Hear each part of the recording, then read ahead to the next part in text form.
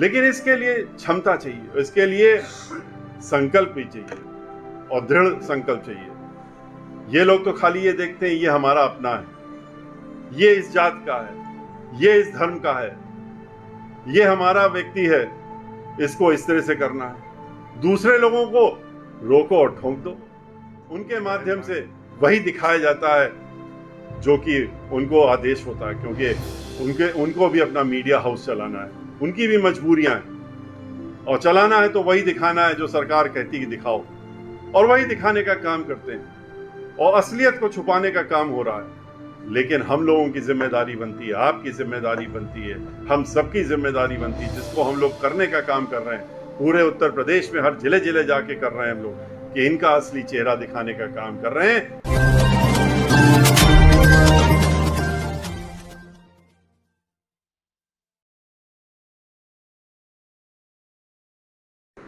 Bahujan Samaj party को इतनी बड़ी संख्या में आपने ज्वाइन किया है, सदस्यता ली है, इसके लिए आपका बहुजन समाज पार्टी में हम आपका स्वागत करते हैं और आपको ज्वाइन करने के लिए धन्यवाद भी देते हैं। आज जब हम लोग आपके बीच में हैं तो इस समय से और चुनाव के बीच में 1 महीने का फर्क है। पिछली बार 3 जनवरी को 2017 को चुनाव की घोषणा हो गई थी। अगर आज देखें तो दिसंबर का महीना बीच में रहता है, आखिरी हफ्ते में भी हो सकता है और पहले हफ्ते जनवरी में भी घोषणा हो सकती है। लखनऊ का नंबर पिछली बार तीसरे चौथे हफ्ते में आया था, हो सकता है अब की पहले हफ्ते में आ जाए, दूसरे में आ जाए। ये तो जब इलेक्शन कमीशन घोषणा करेगा तब पता लगेगा कि कौन सा चक्र में कौन सा जिला, कौन कौन से जिले वो पहली बार में ले रहे हैं। और अगर हम मान के चलें कि लखनऊ में चुनाव कब होगा तो 2 महीने से ज़्यादा समय तो है ही नहीं जब वोट पड़ेगा, और 1 महीने के बाद चुनाव की प्रक्रिया शुरू हो जाएगी। तो बहुत कम समय है हमारे पास, और इस कम समय में हमको बहुत ज़्यादा लोगों के बीच में जाना है, उनको जोड़ना है, उनको पार्टी के बारे में बताना है। आज आप लोग हमारे बीच में जुड़े हैं तो आप बहुजन समाज पार्टी के एक सदस्य हो गए हैं, और अब आपकी भी उतनी ही जिम्मेदारी हो जाती है जितनी कि हमारी जिम्मेदारी है, कि आप भी पार्टी को मजबूती प्रदान करने के लिए जितनी भी आपके अंदर क्षमता है, ताकत है, हर व्यक्ति के अंदर, उसको अपनी अपनी क्षमता और ताकत के हिसाब से अपनी मेहनत करनी पड़ेगी और उस क्षमता का उपयोग करना पड़ेगा। और एक दिन भी घर में बैठने का अब समय हमारे पास नहीं बचा है। अगर हम 24 घंटे देंगे तभी शायद अगले 1 महीने में हम हर व्यक्ति तक पहुंच पाएंगे जिनको हम पहुंचना चाहते हैं, कि जिससे कि हम उनको अपनी बहुजन समाज पार्टी की नीति और रणनीति के बारे में बता सकें। हमारी पार्टी सर्वजन हिताय सर्वजन सुखाय के बारे में बात करती है। हमारा नारा ही सर्वजन हिताय सर्वजन सुखाय है, और नारा ही सिर्फ नहीं है। बहुजन समाज पार्टी की मुखिया बहन मायावती जी ने अगर ये नारा दिया सर्वजन हिताय सर्वजन सुखाय का, तो उन्होंने उस नारे को अमली जामा भी पहनाने का काम किया। जब 2007 में पूर्ण बहुमत की सरकार उत्तर प्रदेश की बनी, तो आप देख लीजिए, उठा करके पन्नों को पलट करके इतिहास को वापस ले जा करके, ये 10 वर्ष और वो 5 वर्ष, उन 5 वर्षों में सबकी सरकार थी। खास तौर से जो लोग गरीब, जिनके पास नहीं था कुछ, वो लोग, और जो मजबूर थे, जो मजबूत नहीं थे, ऐसे लोगों को, किसी भी धर्म के हों, किसी भी जात के हों, उनको बढ़ाने का काम बहन मायावती जी ने उस सरकार में किया।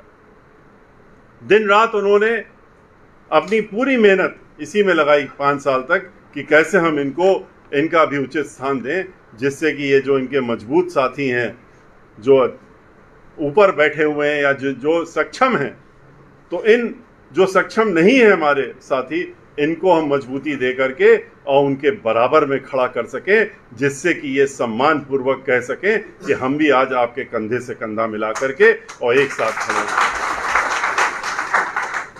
हम लोग कहीं दबे कुचले नहीं है, हम भी हमारी भी ताकत बहन मायावती जी ने इतनी बढ़ा दी है कि आज हम भी अपना अपने मान सम्मान और स्वाभिमान के साथ में सर उठा करके खड़े हुए हैं। तो ऐसी ताकत देने का काम अगर किसी ने किया है तो वो सिर्फ और सिर्फ बहन मायावती जी थी, क्योंकि वो इन्हीं के बारे में हमेशा सोचती थी। उन्होंने इन सरकारों की तरह नहीं, समाजवादी पार्टी की सरकार जब आई तो क्या हुआ, पूरे प्रदेश में दंगे फसाद। कौन नहीं जानता मुजफ्फरनगर में क्या हुआ, कौन नहीं जानता पूरे प्रदेश में कितने दंगे हुए। और दंगे होते नहीं हैं, दंगे कराए जाते हैं। अगर दंगे अपने आप होते तो फिर 5 साल क्यों नहीं हुए? 2007 से 12 के बीच में क्यों नहीं कोई दंगा हुआ? क्यों आपस में सब मिल करके रहे? क्यों भाईचारा बना के चला? कोई आपस में मनमुटाव नहीं हुआ।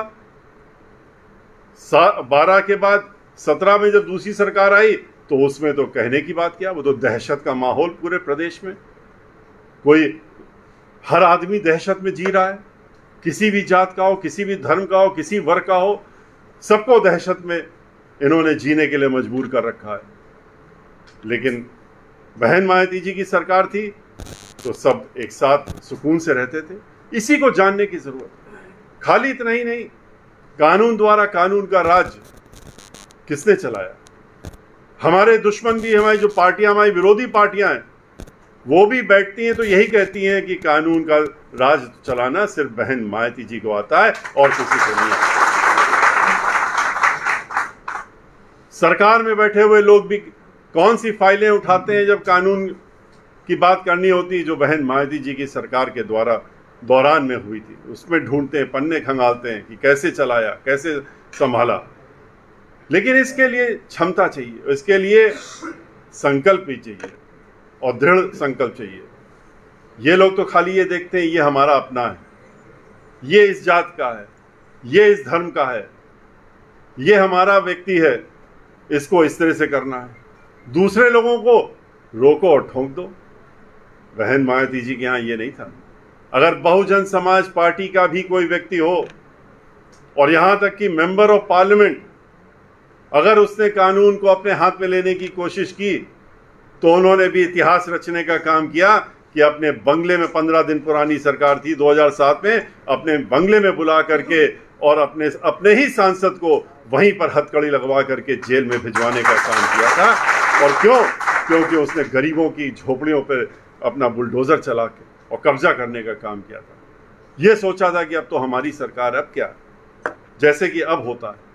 लेकिन उन्होंने दिखाने का काम किया, अपने मंत्रियों को, मंत्री जो थे उनको जेल भेजने का काम किया।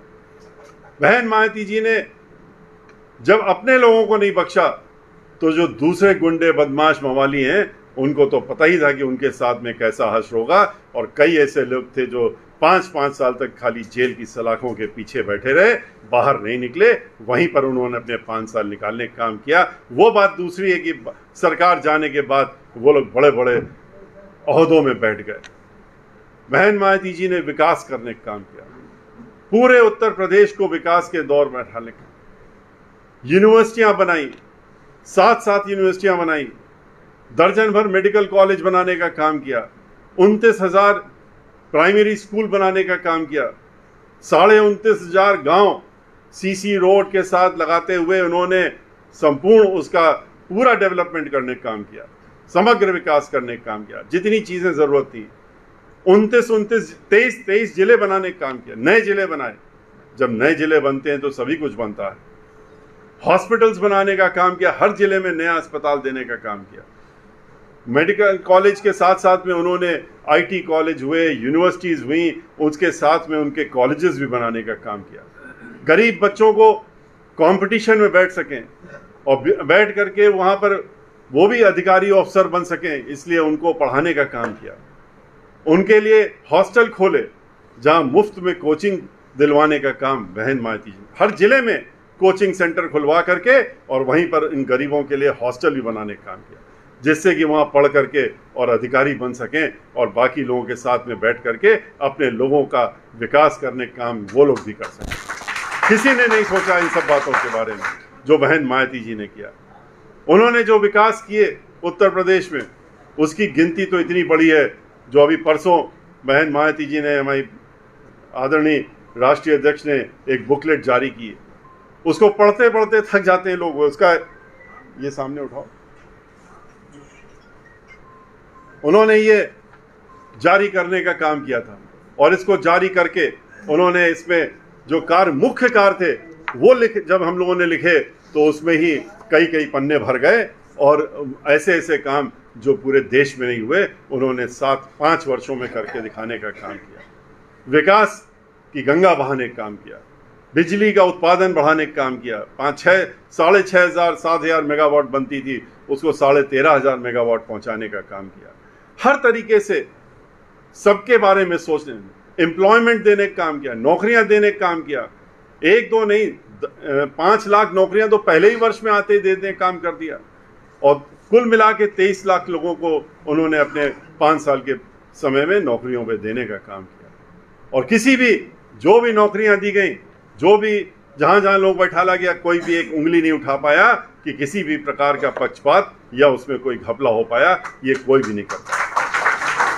सब चीजें खुले हिसाब से सबके लिए, चूंकि गरीबों के बारे में सोचने का काम करती हैं, मजदूरों के बारे में सोचने का काम करती, किसानों के बारे में सोचने का काम करती। उन्होंने इन सब वर्गों के बारे में सोचने का काम किया। किसान की आमदनी, ये लोग तो झूठ मूठ का कहते हैं कि हम तो 2 गुना कर देंगे। 25 रुपए बढ़ाए हैं 5 सालों में इन्होंने गन्ना किसान के, और बहन मायावती जी ने अपने 5 साल के कार्यकाल में 2 गुना करने का काम किया था, 125 से 250 पहुंचाने का काम। लेकिन मीडिया इनके पास है, क्योंकि मीडिया के जो लोग, मुख्य लोग हैं जो चलाते हैं मीडिया को, वो उनके माध्यम से वही दिखाया जाता है जो कि उनको आदेश होता है, क्योंकि उनको भी अपना मीडिया हाउस चलाना है, उनकी भी मजबूरियां हैं और चलाना है तो वही दिखाना है जो सरकार कहती है कि दिखाओ, और वही दिखाने का काम करते हैं और असलियत को छुपाने का काम हो रहा है। लेकिन हम लोगों की जिम्मेदारी बनती है, आपकी जिम्मेदारी बनती है, हम सबकी जिम्मेदारी बनती है, जिसको हम लोग करने का काम कर रहे हैं पूरे उत्तर प्रदेश में, हर जिले जिले जाके कर रहे हैं हम लोग, कि इनका असली चेहरा दिखाने का काम कर रहे हैं, इनका मुखौटा हटा करके और इनका असली चेहरा लोगों के सामने लाने का काम करने की जिम्मेदारी हमारे साथ साथ में आप सब लोगों की भी है, जिसको आपको निभाने का काम करना है। इसलिए आज आप लोग पार्टी के एक वफादार सिपाही बन गए हैं, तो अपने को पार्टी का एक भागीदार मानिए। ये पार्टी अब आज से आपकी अपनी पार्टी है। अपनी पार्टी को सत्ता में लाना है अगर, तो आपको इकट्ठा होकर के अपनी पूरी ताकत झोंकनी पड़ेगी। श्री कायम रजा जी को मानी बहन जी ने अपना आशीर्वाद दिया है, तो ये जिम्मेदारी आप लोगों की बनती है कि घर घर जा करके और इनको जिताने की तैयारी करने का काम करें। और इसके साथ साथ में ये बातें भी सबको बताइए, फर्क बताइए जो अभी की सरकार है और पिछली सरकार और जो हम लोगों की सरकार थी, और बताने का काम करिए कि कैसे समाजवादी पार्टी की सरकार आती है तो खाली गुंडागर्दी, माफियागर्दी, लूटपाट और फिरौती, डकैती, बलात्कार ये होता है। और यही सब इस सरकार में भी हो रहा है। जो कहते थे कि हम महिलाओं की सुरक्षा करेंगे, कौन सी सुरक्षा कर रहे हैं महिलाओं की? हर 2 घंटे में तो आज तो रिपोर्ट है, जो सरकारी रिपोर्ट है उसके हिसाब से, नेशनल क्राइम ब्यूरो की जो रिपोर्ट है उसके हिसाब से हर 2 घंटे में एक महिला का रेप हो रहा है उत्तर प्रदेश में। क्या यही महिला सुरक्षा हम लोगों ने मांगी थी और इसी की उम्मीद की थी इनसे?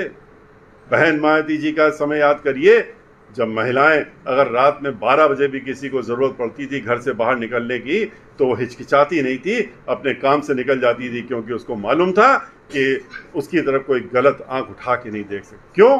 क्योंकि उसको ये भी मालूम था कि उत्तर प्रदेश की मुखिया बहन मायावती जी। और इसीलिए अब हम सबकी जिम्मेदारी बनती है कि हम लोगों के जो बिछड़े लोग हैं, जो अलग अलग लोग अभी भी कहीं छोटे छोटे ग्रुप बना के, छोटी छोटी संस्थाएं बना के या बड़ी भी संस्थाएं बना करके, और जिनका पूरे प्रदेश में हर जिले में कुछ कुछ लोग जुड़े हुए हैं उनके साथ में, तो वो लोग भी जिनका उद्देश्य यही है जो हमारा उद्देश्य है, तो ये समय आ गया है कि उनको, जैसे कि हमारे साथी आज आपके सामने उन्होंने कहा कि हम लोगों का उद्देश्य एक है, इसलिए वो आप हमारे साथ में आज जुड़ गए। और इस तरह से और लोग भी जो हैं उनको भी ये देखना पड़ेगा कि हम बट नहीं सकते इस समय। अगर बटेंगे तो फिर से फ़ायदा इन्हीं लोगों को होगा जो बांटने का काम करते हैं, जैसे अंग्रेज़ों ने किया था। हम लोगों को इस समय इकट्ठा होने की ज़रूरत है, एकजुट होने की ज़रूरत है, एक छाते के अंदर नीचे आने की ज़रूरत है। और वो तभी हो सकता है जब आप नीले झंडे के नीचे, नीले आसमान के नीचे नीला झंडा लेकर के और बहन मायावती जी के साथ में खड़े होकर के और बहुजन समाज पार्टी के एक जांबाज सिपाही बन करके और उसके बाद अपनी पूरी ताकत झोंकते हुए अब की बार 5वीं बार उत्तर प्रदेश की मुखिया के रूप में बहन मायावती जी को उत्तर प्रदेश का 5वीं बार मुख्यमंत्री बनाने का संकल्प लें। और इसके साथ ये भी तय करें कि अब की बार हम उत्तर प्रदेश में कानून द्वारा कानून का राज स्थापित करके ही रहेंगे। और वो तो तभी हो सकता है जब बहन मायावती जी इस प्रदेश की मुखिया होंगी, तभी इस सपने को हम साकार कर सकते हैं। इसी के साथ मैं अपनी बात समाप्त करता हूं और आपको पुनः धन्यवाद देते हुए अपनी बात को यहीं खत्म करता हूं। जय भीम, जय भारत। मेरा चैनल, आपका चैनल, समाज का चैनल, देश का चैनल NV News 24/7 को आप लाइक करें, सब्सक्राइब करें और ज़्यादा से ज़्यादा इसकी वीडियो को शेयर करें ताकि हर खबर को मैं आप तक आसानी से पहुंचा सकूं। जय भीम।